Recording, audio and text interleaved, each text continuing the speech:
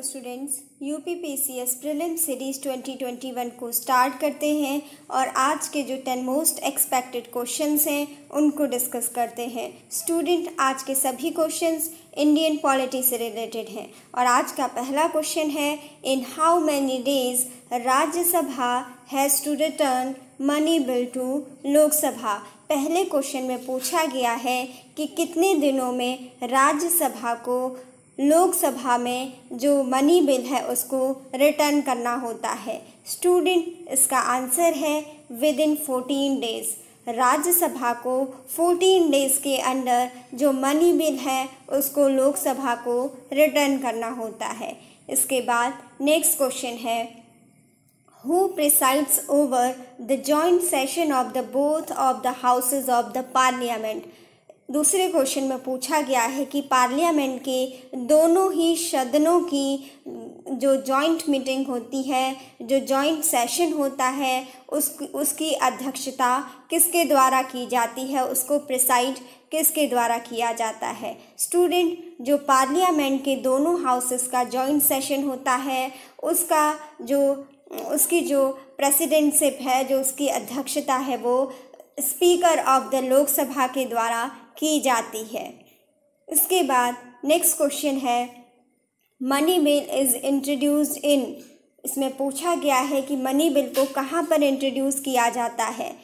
Student, इसका answer होगा money bill को लोकसभा में इंट्रोड्यूस किया जाता है। इसके बाद नेक्स्ट क्वेश्चन है, under which article of the Indian constitution the parliament can make laws on stateless subject for giving effect to international agreement।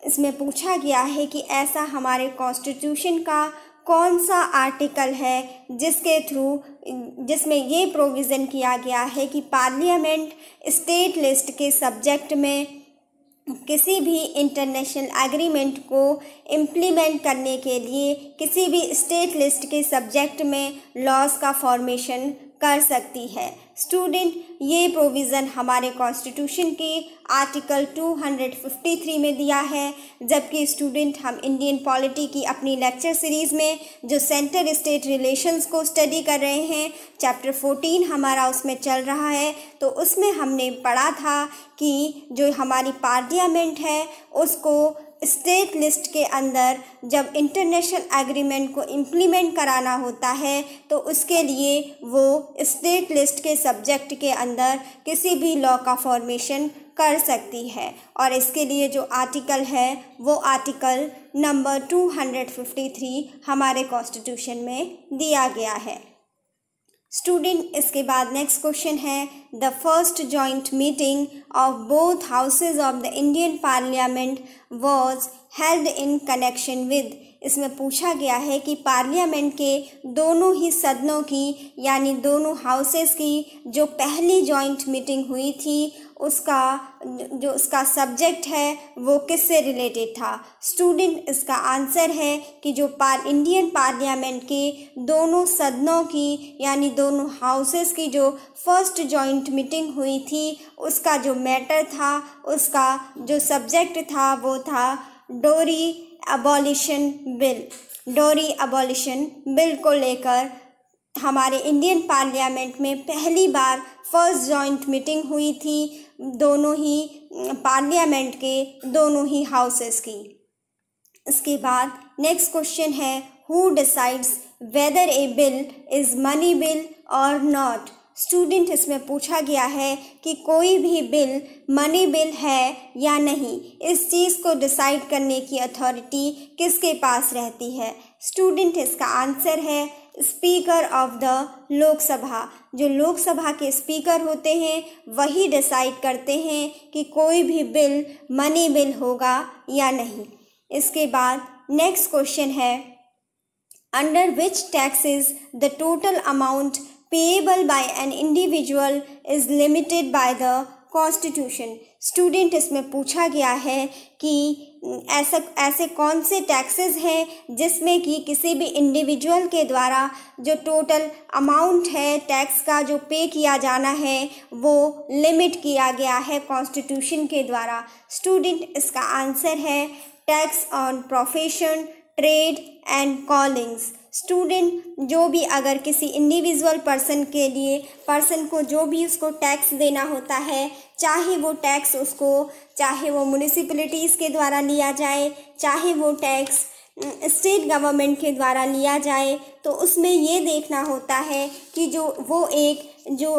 एक मिनिमम अभी तक जो कंसिडरेशन है वो है 2500 रुपीज़ एनुअली। उससे ज़्यादा उसको किसी भी टैक्स के रूप में उसको स्टेट के अंदर पे नहीं करना होता है। बेसिकली इसमें ये प्रोविज़न किया गया है। तो स्टूडेंट जो लिमिटेशन लगाई गई है कॉन्स्टिट्यूशन के थ्रू, उसमें बताया गया है कि इससे जो टैक्स ऑन प्रोफेशन, जो भी प्रोफेशन से रिलेटेड टैक्स है, ट्रेड से रिलेटेड टैक्स है या फिर कॉलिंग से रिलेटेड टैक्स है, उसको कॉन्स्टिट्यूशन के द्वारा लिमिट किया गया है किसी भी इंडिविजुअल पर्सन के लिए। इसके बाद नेक्स्ट क्वेश्चन है, what is meaning of guillotine in parliamentary procedure. इसमें पूछा गया है कि पार्लियामेंट्री प्रोसीजर में गिलोटिन वर्ड का क्या मीनिंग होता है। स्टूडेंट इसका आंसर होगा, गिलोटिन का मीन्स होता है to stop the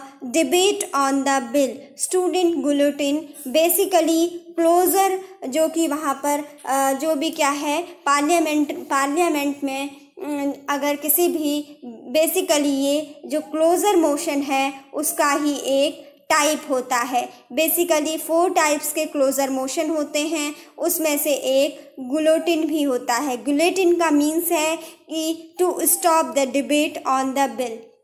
basically student ऐसा तब किया जाता है कि जब संसद में, जब पार्लियामेंट में किसी भी मैटर पर डिस्कशन करने के लिए, किसी भी बिल पर डिस्कशन करने के लिए जो टाइम दिया गया हो, वो टाइम पीरियड अगर ओवर हो जाता है और उसके बाद उन अनडिस्कस्ड मैटर को भी वोट के थ्रू पास किया जाता है, उस पर वोटिंग की जाती है, तो उसको कहा जाता है गिलोटिन, यानी उसको रोक दिया जाता है, to stop the debate on the bill.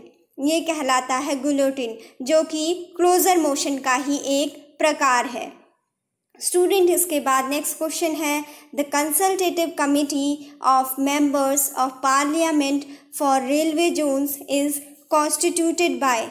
Student इसमें पूछा गया है कि जो रेलवे जोन्स के लिए जो कंसल्टेटिव कमिटी है जो मेंबर ऑफ पार्लियामेंट की, वो रेलवे जोन्स के लिए किसके द्वारा बनाई जाती है। इसमें पूछा गया है the consultative committee of members of parliament for railway zones is constituted by. किसके द्वारा बनाई जाती है कंसल्टेटिव कमिटी, जो कि मेंबर ऑफ पार्लियामेंट की होती है रेलवे जोन्स के लिए, वो बनाई जाती है मिनिस्ट्री ऑफ पार्लियामेंट्री अफेयर्स के द्वारा।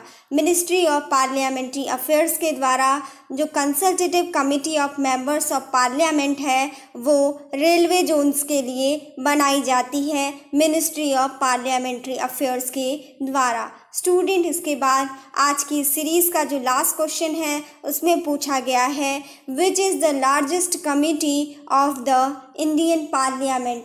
इंडियन पार्लियामेंट की सबसे बड़ी कमेटी कौन सी है। स्टूडेंट इसका आंसर है द एस्टीमेट कमेटी। जो एस्टीमेट कमेटी है वो इंडियन पार्लियामेंट की लार्जेस्ट कमेटी है। स्टूडेंट इसके साथ ही आज के जो 10 मोस्ट एक्सपेक्टेड क्वेश्चन से यूपीपीसीएस प्रीलिम सीरीज़ के, वो यहीं पर कंप्लीट होते हैं। Thanks for watching.